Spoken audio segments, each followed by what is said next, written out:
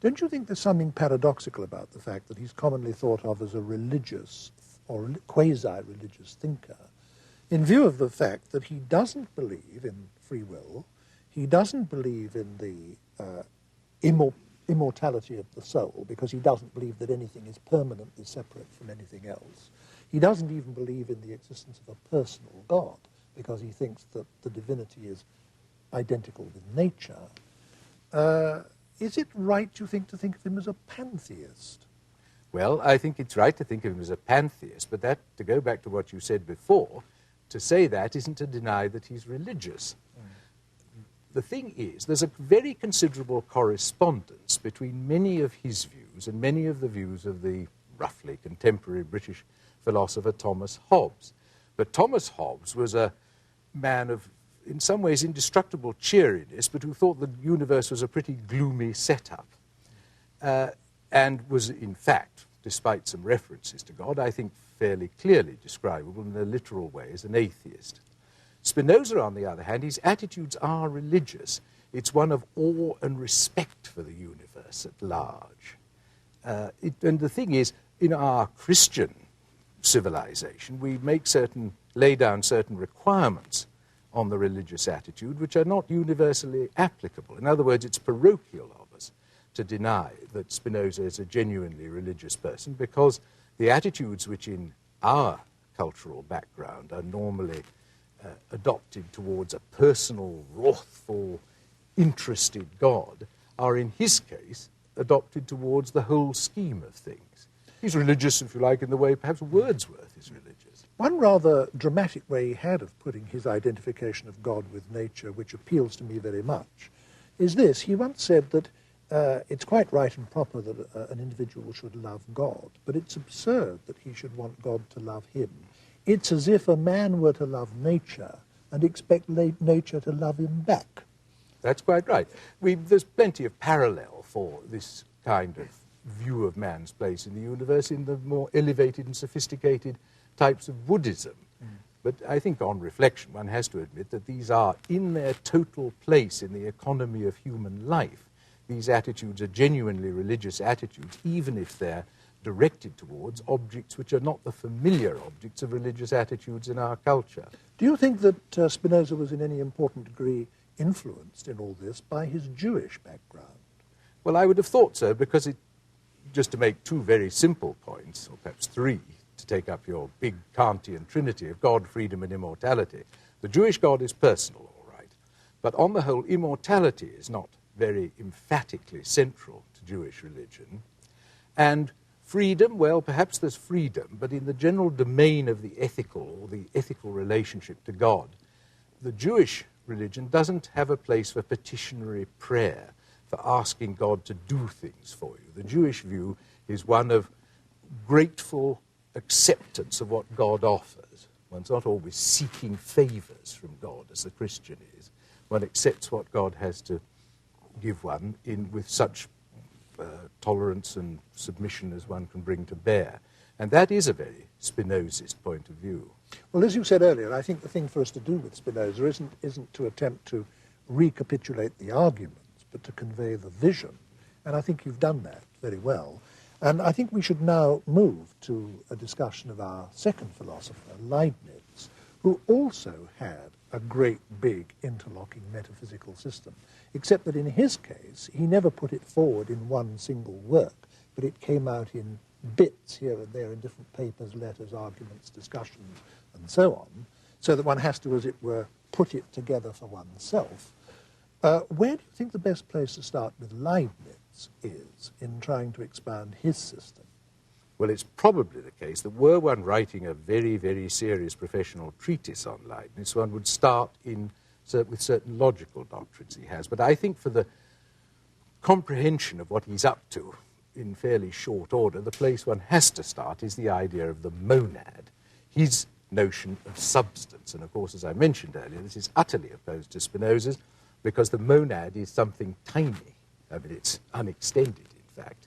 There'll be monads of all sorts. God is a monad. Yes, I think you must give some kind of general definition of what a monad is. Well, a monad is Leibniz's word for substance, a single unit. It has a number of properties.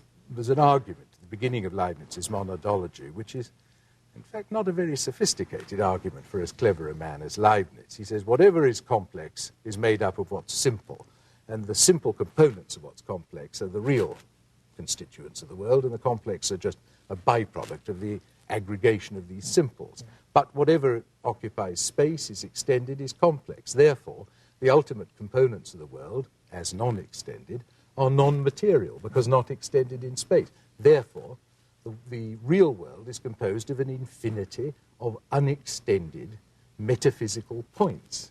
And each of these, because non-material, and here he just relies crudely on Descartes, if you like, is therefore spiritual. Ergo, the world consists of an infinity of point-like spiritual items, mental items, or, as people sometimes say, he himself at times, souls, all the way from the most important of them, the crucial one, God, down through the human soul, which is the particular monad where we get the idea of substance from in the first place, down to the ultimate constituents of what we conceive, confusedly, as matter.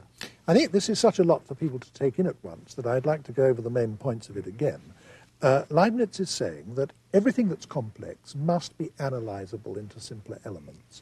If the simpler elements are still complex, then they must be further analyzable. And therefore it must be the case that sooner or later you come to simple, not further analyzable constituents of matter or the world or the universe or whatever it might be. Now, these simple constituents can't be material because the very definition of matter is that it's something extended, and extension is always subdivisible. So if they're not further subdivisible, they can't be extended. And if they're not extended, they can't be matter. Yes. So the ultimate constituents of reality must, he thinks, be something immaterial and not occupying space. I suspect that it's only our way of putting it up to this point in the discussion that makes it sound as weird as it does, because after all, one of the most influential doctrines of 20th century physics is that energy is the ultimate constituent of the universe, and that all matter is ultimately constituted by energy. Now, it seems to me that Leibniz was groping towards, in the vocabulary of his day, something very close to that he was trying to say that all matter is ultimately made up of centers of activity which are not matter. And I think in the 17th century, if you were trying to talk about centers of activity which are not matter, the only vocabulary available to people was the vocabulary of minds, souls, something of that kind. Do you think I'm falling over backwards to save him? No, not at all. I think that Leibniz is in many striking ways a very modern thinker. I mean, when you read him, it's a bit like reading the early Bertrand Russell or Frege or the young Wittgenstein or something.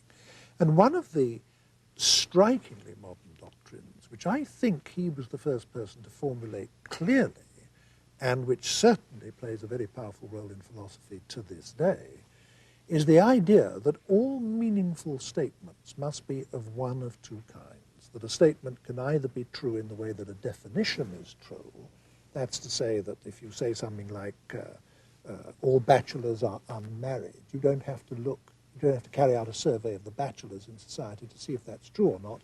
You know it must be true by virtue of the meaning of the terms. So all you have to examine outside the statement itself is the rules governing the use of the terms in the statement. But there's another kind of statement, like, for example, there's a monkey in the next room. To find out that may be true or may be false, it can be either, unlike the statement all bachelors are unmarried, and the only way you can find out whether it's true or false is to go and have a look. In other words, there are truths that must be true because of the nature of the terms involved. There are other truths which are or are not truths by virtue of the way things are in the world, and therefore that can only be established by experience.